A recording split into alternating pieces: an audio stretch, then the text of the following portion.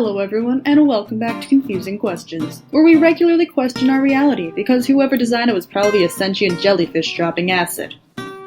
In today's Confusing Questions episode, we answer the question, are square watermelons cursed? And yes, square watermelons do exist. Unless I've been lied to by the internet, which definitely isn't possible. Anyway, we are going to learn if square watermelons are cursed. First, what are square watermelons? Most watermelons come in round, but in Japan, they have corners. Terrifying indeed. Apparently, farmers put seeds in boxes and create cube-shaped watermelon-flavored nightmares that they then sell for really high prices. They can cost $100 each. And they're for decoration, like 1800s pineapples. Bonus history fact, in the 19th century, pineapples were super expensive because no one could grow them in Europe. They were imported from South America, and rich people used to rent them to look fancy at parties, because nothing's a status symbol like a spiky plant that you can't eat because it's a rental. Next, we are going to learn about curses. Now, some people say curses aren't real. I would like to inform these people that if they piss me off, there is a 100% chance that I will curse them. And no, I'm not talking about cuss words, but I'm also good at those.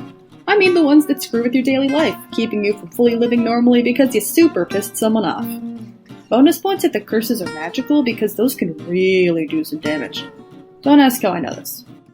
So now that we've established that square watermelons and curses exist, it's time to answer the question of whether they can be cursed or not. First, some extra information about square watermelons that will be important later, I swear. They were designed by a graphic designer in the 1950s and were meant to fit into a small fridge. They are also completely inedible because if they're allowed to ripen, they'll lose their shape. This means that we have a motive for square watermelons to seek revenge on humanity for forcing them into this unnatural shape. Watermelons are not supposed to have corners.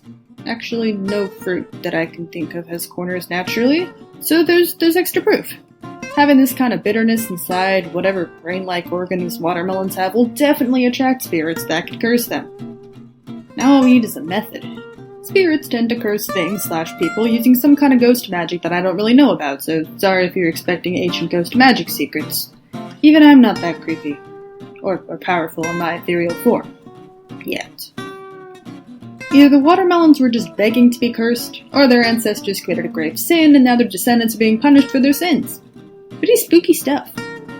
There is a way to tell if something is cursed very easily, however, and that can answer our question. First, you have to obtain the subject of the question. Square watermelons are super expensive though, and also exclusive to Japan.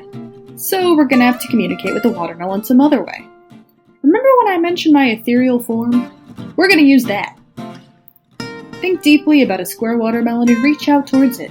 Then listen for any terrible screams that may be coming from the watermelon. Make sure to have a reverse watermelon with you, otherwise you could end up possessed by the possibly cursed watermelon. If you hear terrible screams, that watermelon is cursed. And as we all know, watermelons are a hive mind, so if one watermelon is cursed, they all are. Actually, now that I think about it, I'm not sure those terrible screams are coming from the watermelon. We'll be right back. Well, I left the demon jar open again. I'm screwed. I've been ReynaduNoctis, currently perceiving the void. Like and subscribe if you want more jokes, don't subscribe if you're afraid of the truth, and don't make stupid decisions like I do. In my next video, I'll be looking at haunted box graveyards. I'll see you next time.